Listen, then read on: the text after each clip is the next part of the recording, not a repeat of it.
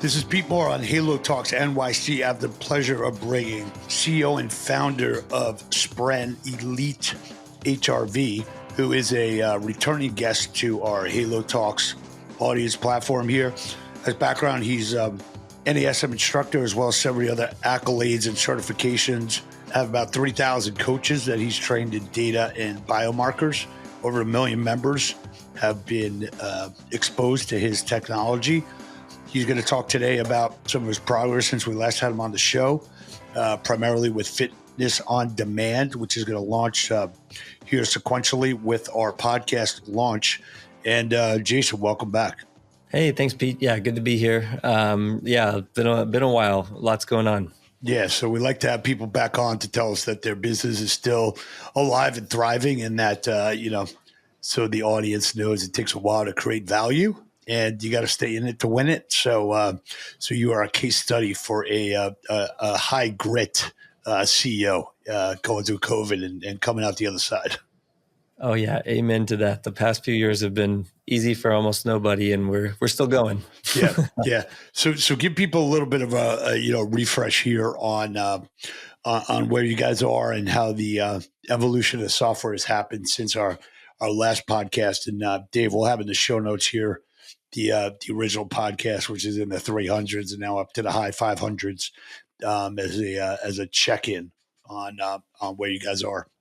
It's awesome. Yeah, totally. So people may recall, if they'd heard the first one, that our specialty is in developing these high-tech solutions that make it easier and cheaper to monitor the results of the body using just your phone camera. For example, we can do body composition analysis using just the phone, highly accurate and comparable to a DEXA scan, which is the gold standard. That 2 years ago, I think when we talked last, was more of a prototype, and now it's been in full production. We've had thousands and thousands of people using it and very happy with it. And we've partnered with a number of fitness operators and gyms and supplement companies and other things to really kind of help people move the needle on improving those numbers. And now we've most recently launched a platform that kind of makes it easier to roll it out to large memberships, basically. So that's been exciting. So over the last 2 years, if you can kind of harken back, like what have you learned from the market, and how have you incorporated that into versions of the software as it's evolved? Yeah. It's, this will be the first time I share some of these learnings, actually, is that we were really focused a couple of years ago on building an SDK and an API where technical teams who are building other types of software and tech could integrate our technology into those products and services. What we just found is that there's a lot of excitement around that, but the people's budgets and their priorities and things like that led to kind of long implementation timelines. And also, to be honest, this is not a judgment on any of our partners that we went live with, but we just do it a little bit better. We build a better user experience around our technology.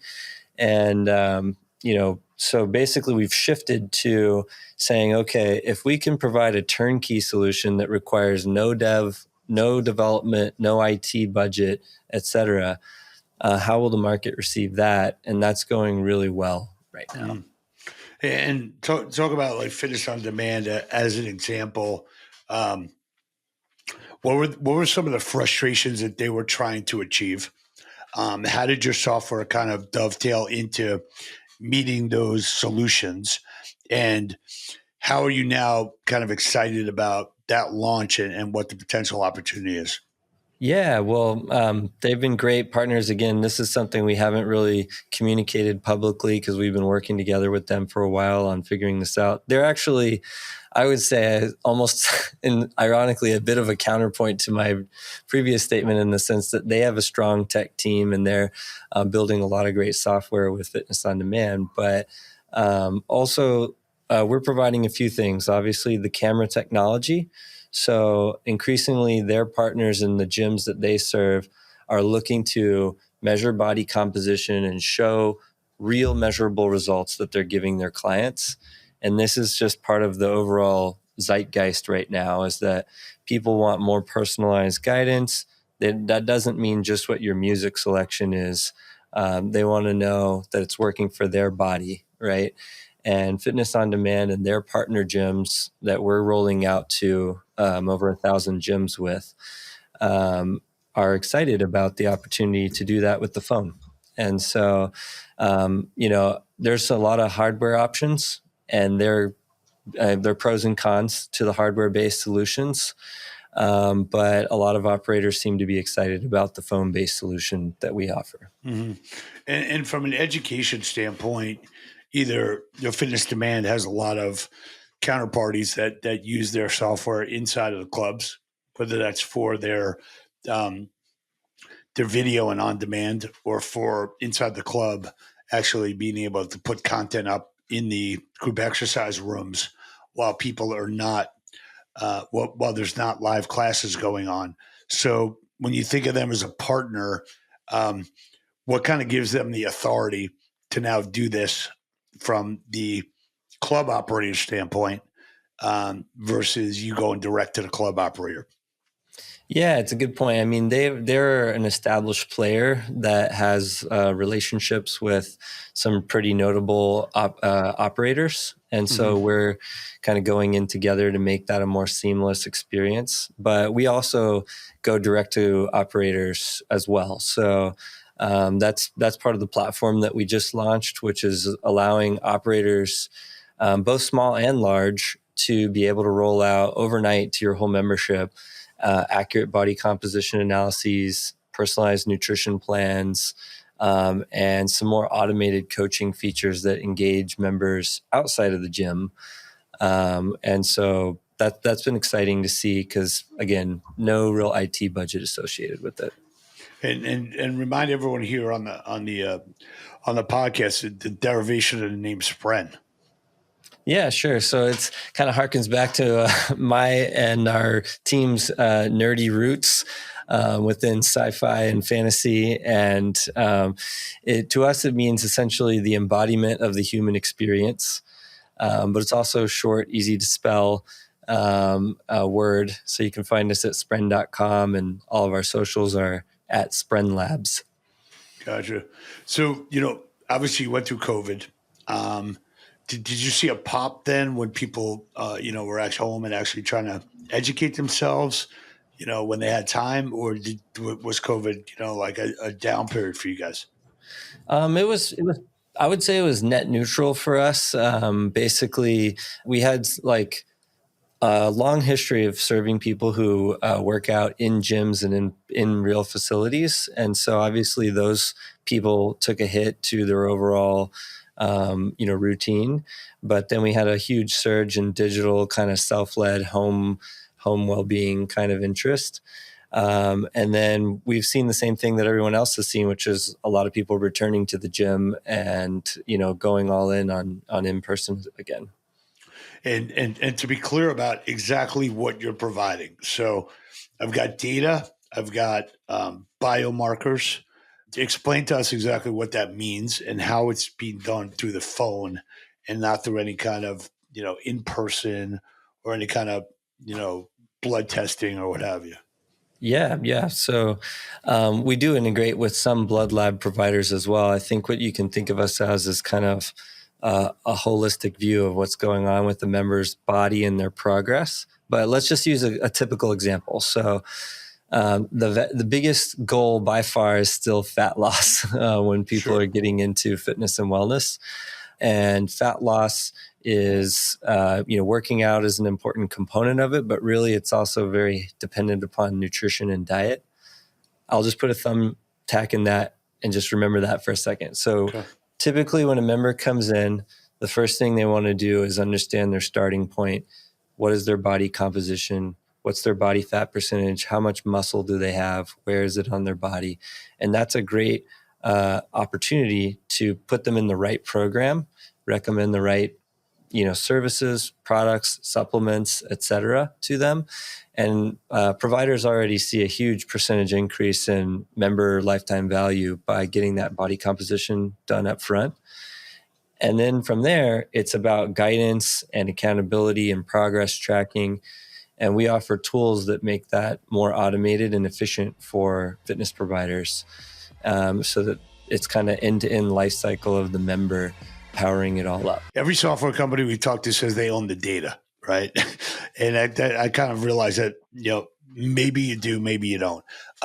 Also, there's a lot of groups that are trying to, say like, I'm the central depository of everything, and the user interface is one I control or don't control. So where do you kind of see things leveling off, or like, is the iPhone and Apple, like with your health app, is that the winner of like aggregating data, or is it going to be kind of splintered in different places?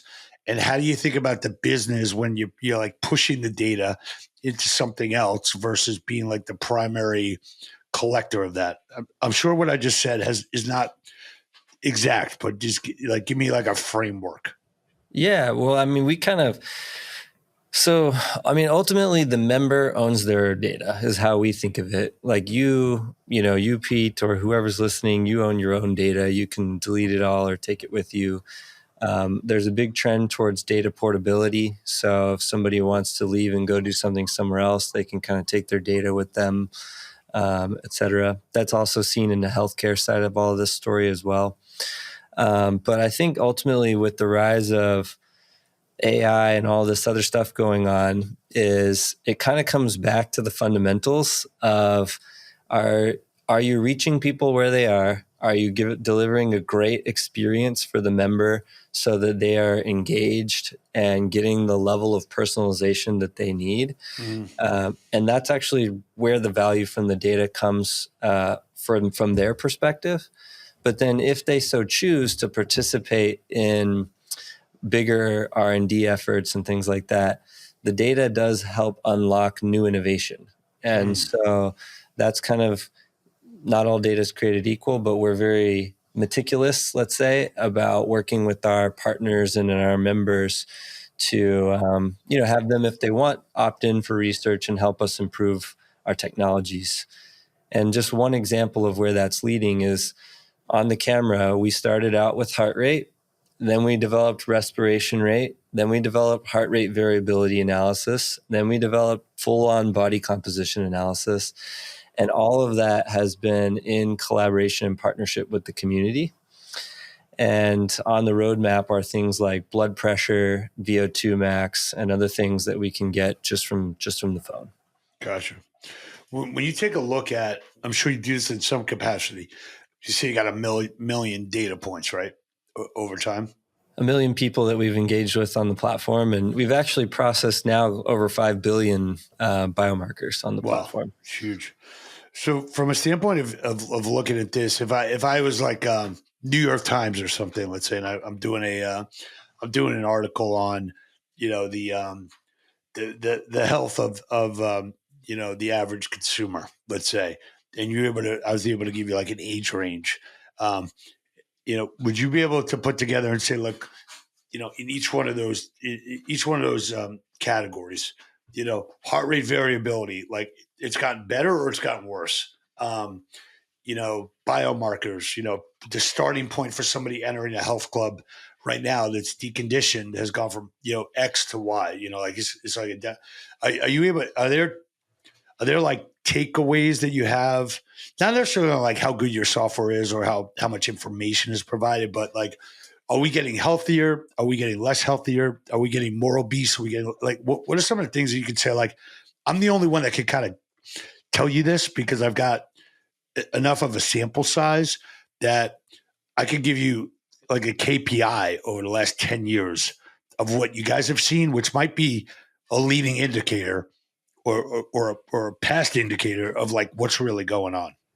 Yeah, when we look back at the data, there's a lot of interesting data in there. I mean, one is you've seen also wearables doing this where you can start to detect illness before the person has any symptoms and things like that. So we've got leading indicators with HRV, recovery, some really cool evidence about overtraining and recovery prediction in the algorithms there. But one I think that's really relatable to everybody is that the whole population is getting sicker and less fit and less healthy. But there's actually started to become a reversal in that trend.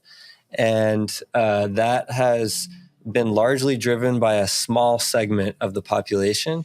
And that is people who actually consistently go to the gym and consistently work with a coach, a qualified coach. And so across the whole spectrum, people who do one of those two things or both of those things tend to get far better results than everyone else. And within that, there's one more drill down that's interesting to people. I think the people who focus on muscle, either building muscle and strength or preserving muscle through nutrition and the right diet and exercise plan, tend to get far better results than people who focus on fat loss over the long term. And they actually end up losing more fat than the fat loss group, and maintaining that muscle and energy and longevity and all of that stuff too. So those are just a couple quick facts that are very interesting, and we kind of build those into the guidance of the system as well. I would also think that those takeaways are maybe, further refined, not just verbally here, but actually on paper. If someone was building a new health club, as an example, and I was on the phone with a guy on Friday, who sent me his floor plan, and he sent me his equipment purchases. And I said to him, I kind of think you might be over cardioizing this place, and you should probably put in more Olympic squat racks instead of like these 4 treadmills. Are you seeing the clubs that you work with or the groups that you work with kind of using your data, whether they know it or not, that this is kind of a takeaway that they're now absorbing to basically like modify their business model? Yes. Yeah. So, I mean, ultimately, you can kind of think about there being a few buckets of somebody who's trying to go on this, like the member's perspective, right?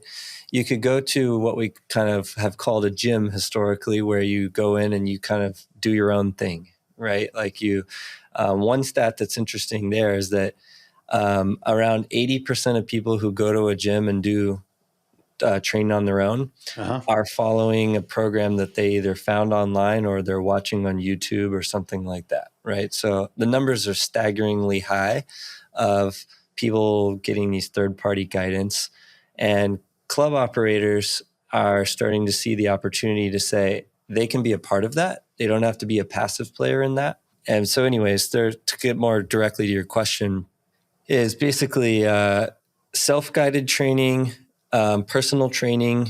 Then there's group classes and group, instruction, and then kind of some flavors of those, small group, et cetera. But then this final option is becoming more and more popular of people kind of following these programs that actually walk you through the gym in real time and provide workouts that flow in that facility. And so that's something that, we've been a part of helping in some places, and something that we're interested in doing more of or helping with. But in order to structure the layout and the facilities around that takes a bit of intentionality. And so I would say it's an early trend. And would you say, from a standpoint of where you are today versus where you were, 5 years ago, is there a willingness to pay for your service?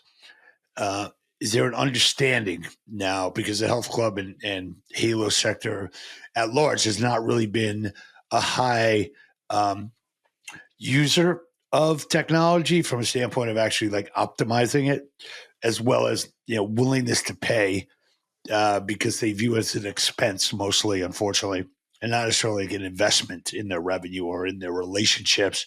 Have you seen any kind of tidal wave shift, or at least like a modification where someone's like, hey, I know what this does. I know it's going to keep my members longer. I know it's going to make my trainers, smarter.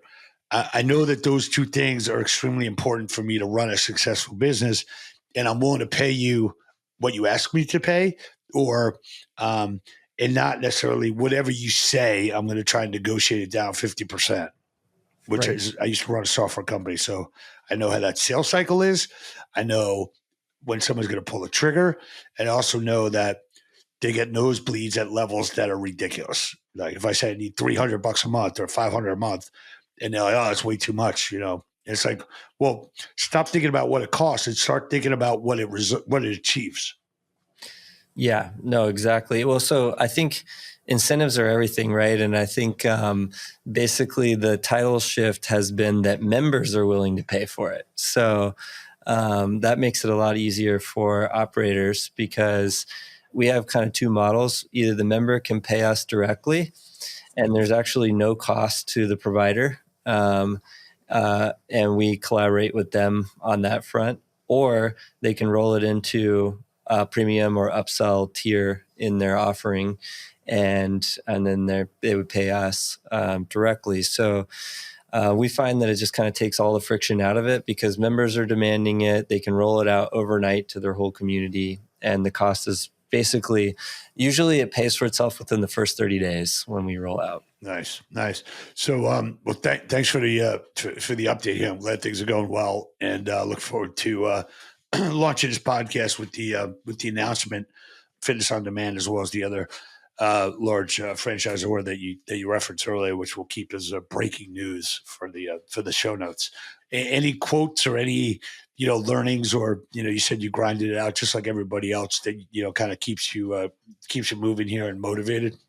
I mean, I'm a little biased because I was a coach. I was an operator. I helped open gyms and run gyms. And gym is, I think, a naughty word these days in some circles. But I think studios and clubs. But anyways, what keeps me motivated is actually being there and seeing the members.